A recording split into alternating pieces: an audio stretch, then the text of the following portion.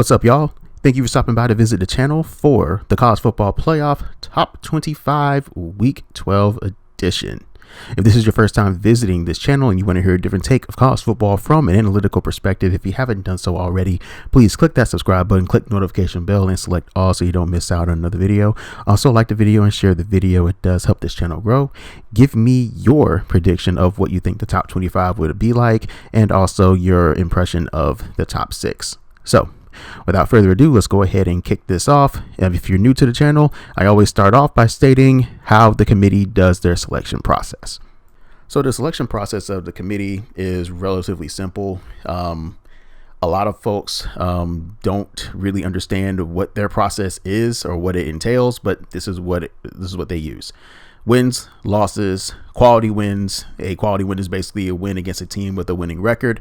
500 is not a quality win, but it has to be 6-5 or something like that. Above 500 is a quality win. Bad loss, if you lose to a team with a losing record, you're definitely going to get dinged for that. Top 25 wins, teams that are currently in the college football playoff top 25 counts as a top 25 win. Game control, it's essentially just basically how often are you blowing teams out. Strength of schedule is basically going to be a way to sort teams. And then you also have conference champion. Strength of schedule will only be used if two teams are have identical resumes. So it's not going to be a means to rank them, but more or less is going to be a way to sort them out. And then you also have your conference champ, which is going to be at the end of the season. All right, so from 21 through 25, I'm really surprised at the model here. The model actually has Oklahoma State at 24, K-State actually at 25. Very surprised here. I thought the model would actually have Oklahoma State out of the top 25 and more or less put Liberty, and I've had Liberty in the top 25 for the last few weeks now. Liberty is 10-0. With a ton of quality wins. They haven't beaten a team in the top 25 yet, but Oklahoma State, with their 3 losses, they have 3 wins against teams that are currently in the top 25. So they have a strong resume, but they also got absolutely hammered last week against UCF. So would not surprise me if Oklahoma State is out of the top 25, but the model seems to think that they're going to stay within the top 25 this week. North Carolina, Tulane, Kansas rounds out 21 through 25. 15 and 20, we have some teams who tumbled from their previous spots, and also teams that are actually rising. Iowa rising to 19, Arizona 18, Notre Dame 17. I think they were idle. LSU, big win over Florida. I'm going to go ahead and put a shameless plug. Jane Daniels should go to New York City and basically be the front runner for the Heisman. But if you only care about win-loss records, just go ahead and say that you only care about win-loss records. But if we're talking about the best player in the country, Jane Daniels is the best player in the country, and that's just my opinion here. Tennessee, 15th. They fell from after getting beat by Mizzou, and Utah, they also fell as well to number 20. So I think that's going to be pretty straightforward, but I think there is going to be some changes here and there. I'm pretty sure the model is going to be off by a couple of spots based on these teams here. When teams lose, it's definitely tough for the model to actually get a hand on projecting them. All right, from 11 through 14, I think it's pretty straightforward. Oklahoma at 14, Penn State 13 after losing to Michigan, Ole Miss 12 after getting ran through by Georgia, and Missouri actually makes a nice steady climb. 8-2, very strong resume, very strong team. Actually, when you beat Tennessee the way that they did, I mean, that is outstanding, and that also gives Missouri 2 wins against teams in the top 25 and also 4 teams against teams with a winning record. So a very, very strong resume. Both of them and Ole Miss have the same number of quality wins, but Missouri, with that win over Tennessee and their game control is actually going to win out on this one. So both Missouri and Ole Miss, strong resumes. Penn State, if I were to make a guess, I think I would have Penn State favored over Ole Miss, to be quite honest with you. But if we're talking about resume and how the committee has voted these teams in the top 25 in the past, they're actually going to go with resume as opposed to going off of Vegas style power ratings. This is why I say that the eye test is full of crap, because it just doesn't exist. So just calling it what it is.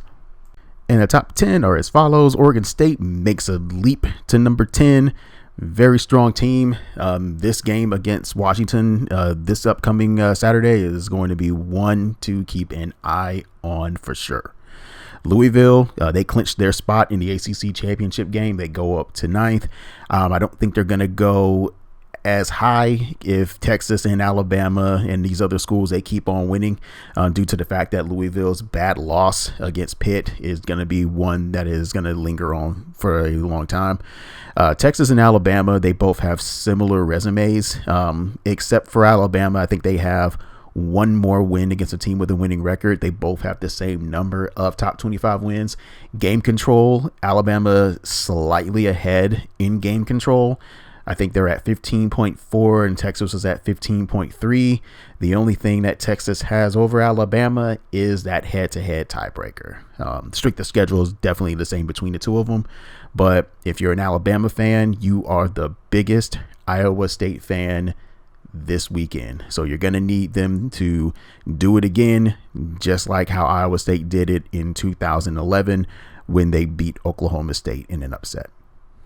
So I think the same teams who are in the top 6 will remain the same here. It's just the order could be different, but in this case, the model actually has the same order from the last few weeks. I could see Washington and Florida State interchanging a little bit.